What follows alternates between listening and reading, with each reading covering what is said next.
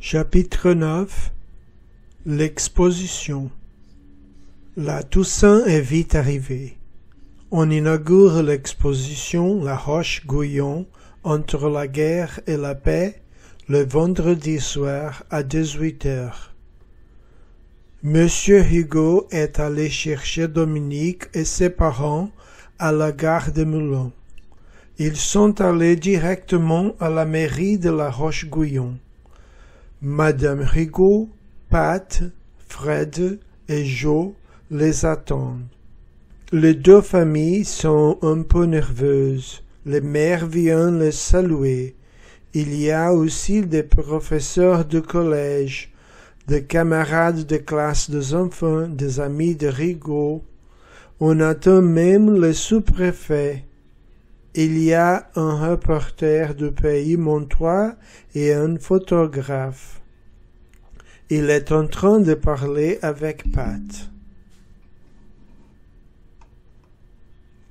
Dans la grande salle de la mairie, les invités discutent.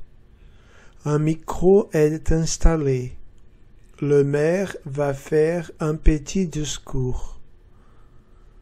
Dans un coin de la salle, il y a un magnifique buffet. Les gens regardent les objets exposés, les uniformes, les photos de Pat et les documents de l'époque. Ils lisent les panneaux, les articles. Le plus vieux se rappelle la jeunesse et raconte le souvenir. La vie à La Roche-Guyon en 1944. Madame Berthaud est heureuse de revoir une partie de la collection de son père. Elle se souvient elle aussi. Elle pense à son père. Cette exposition, c'est un peu un cadeau pour lui. Le maire s'approche du micro. Les gens se taisent. Il salue les invités, présente le sous-préfet. Il commence son discours. Il raconte l'histoire de cette exposition, présente les 4 ados et le remercie. Ensuite, le sous-préfet dit quelques mots. Il félicite les 4 jeunes. On parle trop souvent des jeunes pour les critiquer, pour leur faire des reproches. Les journaux racontent les erreurs, les bêtises, mais tous les ados ne sont pas comme ça. On oublie les ados comme Dominique et Joséphine, Patrick et Frédéric. Leur aventure a commencé par une grosse faute. Quand ils sont entrés dans ces caves, c'est vrai. Mais après, ils ont compris leur erreur, ils s'y sont excusés, sont allés voir le maire, la propriétaire. Et aujourd'hui, ils nous font cadeau de leur découverte à nous tous, mesdames et messieurs. Ils parlent encore pendant au moins 10 minutes. Les gens trouvent le temps long et regardent le buffet. Les jeunes s'y ennuient. À la fin de son discours, le sous-préfet a une bonne nouvelle. Pour encourager les jeunes, l'exposition va être présentée sur Internet, sur le site de la sous-préfecture.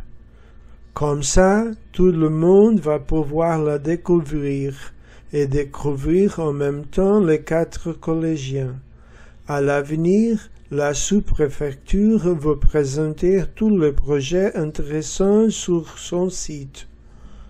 La salle applaudit le sous-préfet. Elle applaudit encore plus fort quand il dit « Le buffet est ouvert. Je vous souhaite une bonne soirée. » Dominique, Pat, Fred et Jo retrouvent des camarades de collège. Tout le monde veut le voir et leur parler. Les 4 amis rêvent déjà de préparer une autre exposition. Fred pense à faire quelque chose sur le Moyen-Âge.